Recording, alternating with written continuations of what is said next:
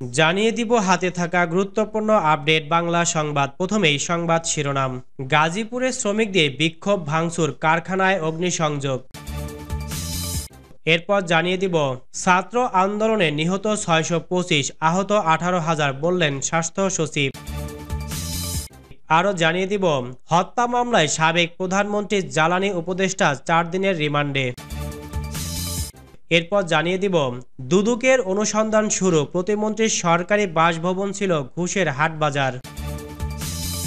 এবং সর্বশেষ জানিয়ে দিব দেশে এখনো আওয়ামী লীগের ঘাতকরা রয়ে গেছে বললেন রিজভী। শুনছিলেন সংবাদ শিরোনাম, এখন বিস্তারিত। তবে অনুরোধ থাকবে ভিডিওতে একটি লাইক করে দিন এবং কমেন্ট করে জানিয়ে দিন আপনার মূল্যবান মতামত। গাজীপুরে শ্রমিকদের বিক্ষোভ ভাঙচুর, কারখানায় অগ্নিসংযোগ। গাজীপুর সিটি কর্পোরেশনে কাশিমপুর থানাধীন সারাবো এলাকায় একটি পোশাক কারখানার ওয়্যার হাউসে অগ্নিসংযোগ করেছেন শ্রমিকরা। বুধবার দুপুরে বেক্সিমকো কারখানার শ্রমিকরা বেতনের দাবিতে বিগ বস কর্পোরেশন লিমিটেড কারখানার ওয়্যার হাউসে অগ্নিসংযোগ করেন। পুলিশ, এলাকাবাসী ও কারখানা কর্তৃপক্ষ জানায় কাশিমপুর থানাধীন চক্রবর্তী এলাকায় অবস্থিত বেক্সিমকো ইন্ডাস্ট্রিজ কারখানার শ্রমিকরা সকাল থেকে বকেয়া বেতনের দাবিতে বিক্ষোভ করে। এক পর্যায়ে দুপুরে শ্রমিকরা সারাবো এলাকাসহ আশপাশের এলাকার বিভিন্ন পোশাক কারখানার ছুটি ঘোষণার দাবি করে।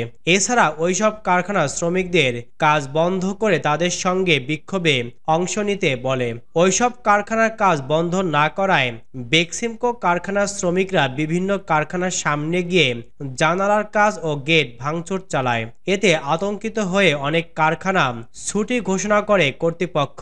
এক পর্যায়ে সারাবো এলাকায় বিগ বস কর্পোরেশন লিমিটেড কারখানার ওয়্যার হাউসে অগ্নিসংযোগ করে। হাউসে এক্সপোর্টের ফেব্রিক্স ছিল। শ্রমিকদের বিক্ষোভের মুখে ফায়ার সার্ভিসের কর্মীরা তাৎক্ষণিক ঘটনাস্থলে পৌঁছাতে পারেনি। তবে ৩:৩০টার দিকে সারাবো ফায়ার সার্ভিসের ২টি ইউনিট ঘটনাস্থলে পৌঁছে আগুন নেভানোর চেষ্টা করে। ছাত্র আন্দোলনে নিহত ৬২৫, আহত ১৮,০০০ বললেন স্বাস্থ্য সচিব। বৈষম্য বিরোধী ছাত্র আন্দোলনে ৬২৫ জন নিহত এবং ১৮,৩৮০ জন আহত হয়েছেন বলে জানিয়েছেন স্বাস্থ্য মন্ত্রণালয়ের সিনিয়র সচিব MA আকমল হোসেন আজাদ। তবে হতাহতের এই সংখ্যা চূড়ান্ত নয় বলে জানিয়েছেন তিনি। বুধবার সচিবালয়ে মন্ত্রণালয়ের সভাকক্ষে এক সংবাদ সম্মেলনে তিনি একথা জানান। আকমল হোসেন আজাদ বলেন, আন্দোলনে আহত ছাত্র ভাইদের মধ্যে বিনা চিকিৎসায় মারা গেছেন তেমন কোনো দায়ভার থাকলে জাতির কাছে আমরা পার পাব না। সেজন্য আমরা সমন্বিতভাবে কাজ করছি। আহত ছাত্রদের বিদেশে চিকিৎসার জন্য চেষ্টা করছি। বাংলাদেশ বিমান বিনামূল্যে টিকিট দিয়েছে, কেউ না দিলেও আমরা ব্যবস্থা করব। তিনি আরো বলেন, কতজন ছাত্র বা জনতা হতাহত হয়েছেন সে ব্যাপারে একটি টাস্কফোর্স বা কমিটি হয়েছে। উচ্চ পর্যায়ের একজন সাবেক স্বাস্থ্য সচিবের নেতৃত্বে এ কমিটি গঠন করা হয়েছে। তারা সংখ্যাটি নিরূপণের জন্য চেষ্টা করছেন। আমাদের ডাটাবেস কমিটির তথ্য ও বিভিন্ন সূত্রের তথ্যে একটি সংখ্যা জানাতে চাই, তবে এটি চূড়ান্ত নয়। এ সময় সচিব বলেন, আমরা জানতে পেরেছি ১৮,৩৮০ জন আহত হয়েছেন, ৬২৫ জন প্রাণ হারিয়েছেন। আহতদের চিকিৎসার জন্য হাসপাতাল থেকে হাসপাতালে স্থানান্তর করার চেষ্টা করছি। আমাদের সর্বোচ্চ প্রচেষ্টা হলো বিভিন্ন সরকারি হাসপাতালে ডাটা এন্ট্রির মাধ্যমে সেবাদানকারীদের প্রশিক্ষণ দিয়ে ভবিষ্যৎ যে কোনো পরিস্থিতির জন্য প্রস্তুত করা। আমাদের ক্যাপাসিটি বাড়ানোর চেষ্টা করছি। যেটা ভেঙে পড়েছে সেটার কারণ অবহেলা, অন্যায্য দাবি পূরণ করা। উল্লেখ্য, সরকারি চাকরিতে কোটা সংস্কারের দাবিতে গত জুলাইয়ে আন্দোলনে নামেন শিক্ষার্থীরা। কিন্তু এই আন্দোলন দমনে তৎকালীন শেখ হাসিনার সরকার আগ্নেয়াস্ত্রের বাড়াবাড়ি রকমের ব্যবহার করে বলে অভিযোগ ওঠে। জুলাইয়ের মাঝামাঝিতে কয়েকশো ছাত্র জনতার প্রাণ ঝরে। পরে সেই আন্দোলন সরকার পতনের আন্দোলনে রূপ নেয়। এই আন্দোলন দমনে হাসিনার সরকার আরো কঠোর হয়। নির্বিচারে ছাত্র জনতাকে হত্যার অভিযোগ ওঠে। পরে ছাত্র জনতার অভ্যুত্থানে গত ৫ আগস্ট ওই সরকারের পতন ঘটে। শেখ হাসিনা প্রধানমন্ত্রীর পদ থেকে পদত্যাগ করে ভারতে পালিয়ে যান। ৮ আগস্ট দায়িত্ব নেন শান্তিতে নোবেলজয়ী অর্থবিদ ডক্টর মোহাম্মদ ইউনূসের নেতৃত্বাধীন অন্তর্বর্তী সরকার। হত্যা মামলায় সাবেক প্রধানমন্ত্রী জ্বালানি উপদেষ্টা 4 দিনের রিমান্ডে। সাবেক প্রধানমন্ত্রী শেখ হাসিনা জ্বালানি, খনিজ সম্পদ ও বিদ্যুৎ বিষয়ক উপদেষ্টা তৌফিক-ই-ইলাহীর 4 দিনের রিমান্ড মঞ্জুর করেছেন আদালত। বুধবার 11 সেপ্টেম্বর বৈষম্য বিরোধী ছাত্র আন্দোলনে রাজধানীর বাড্ডায় সুমন শিকদার হত্যা মামলায় জিজ্ঞাসাবাদের জন্য ঢাকার মেট্রোপলিটন ম্যাজিস্ট্রেট আলী হায়দার এ রায় ঘোষণা করেন। উল্লেখ্য, গত 19 জুলাই বৈষম্য বিরোধী ছাত্র আন্দোলন চলাকালে বাড্ডা ফুজি টাওয়ারের উত্তর পাশে প্রগতি সরণিতে রাস্তার ওপর এলোপাতাড়ি গুলিতে নিহত হন সুমন শিকদার।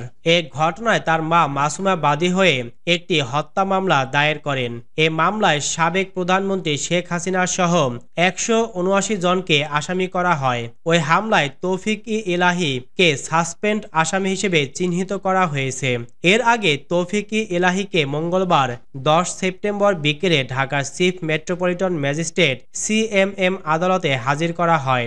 এ সময় মামলার সুষ্ঠু তদন্তের স্বার্থে তদন্ত কর্মকর্তা বাড্ডা থানার উপপরিদর্শক SM রেজাউল আলম তার 10 দিনের রিমান্ড চেয়ে আবেদন করেন। তারও আগে 10 সেপ্টেম্বর রাজধানী গুলশান থেকে তৌফিক-ই-ইলাহী চৌধুরীকে গ্রেপ্তার করে মহানগর গোয়েন্দা ডিবি পুলিশ।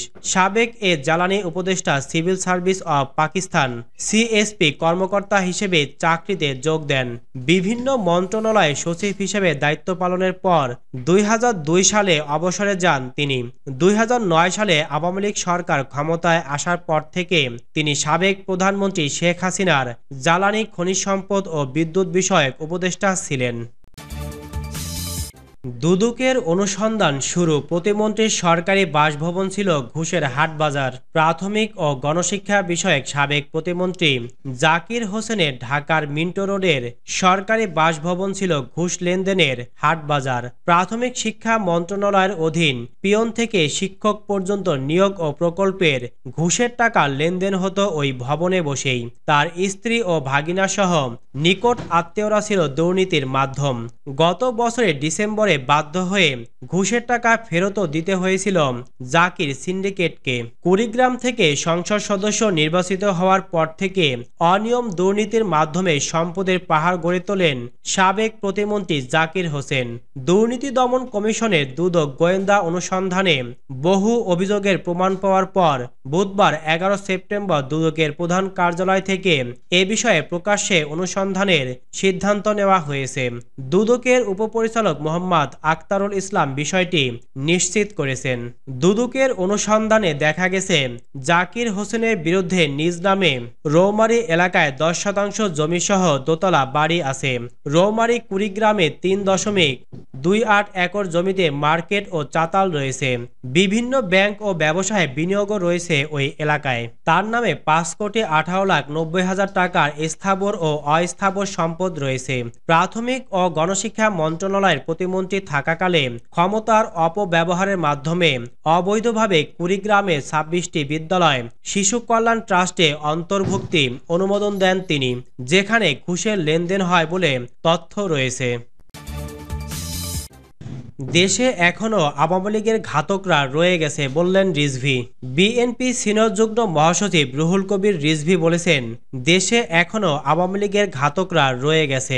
পরাজিত ঘাতকরা যাতে মাথাছাড়া দিতে না পারে সেদিকে খেয়াল রাখবেন। সেজন্য অন্তর্বর্তীকালীন সরকারকে সাবধান হতে হবে, যাতে শহীদদের আত্মত্যাগ বৃথা না যায়। একটি গোষ্ঠী দেশকে অস্থিতিশীল করার চক্রান্ত করছে, তাই দেশকে স্থিতিশীল করতে দ্রুত নির্বাচনে তাগিদ দেন তিনি। বুধবার 11 সেপ্টেম্বর বিকেলে সিলেটে পুলিশের গুলিতে নিহত সাংবাদিক ATM তুরাবের বাসভবনে তার পরিবারের সঙ্গে সাক্ষাৎ শেষে সাংবাদিকদের সঙ্গে আলাপকালে তিনি এসব কথা বলেন। রুহুল কবির রিজভী বলেন, দিল্লি এদেশের অপরাধীদের আশ্রয় দেয়, কিন্তু সীমান্তে বাংলাদেশের মানুষকে হত্যা করে। আওয়ামী লীগ দেশকে লাশের রাজ্যে পরিণত করেছিল। দেশের সম্পদ লুট করে পার্শ্ববর্তী দেশের ফায়দা করেছে শেখ হাসিনা। দিল্লির গ্যারান্টি নিয়ে শেখ হাসিনা ক্ষমতায় থাকতে চেয়েছিলেন। এজন্য গুম খুন থেকে শুরু করে দেশের মানুষকে ক্রীতদাস করে রেখেছিলেন তিনি।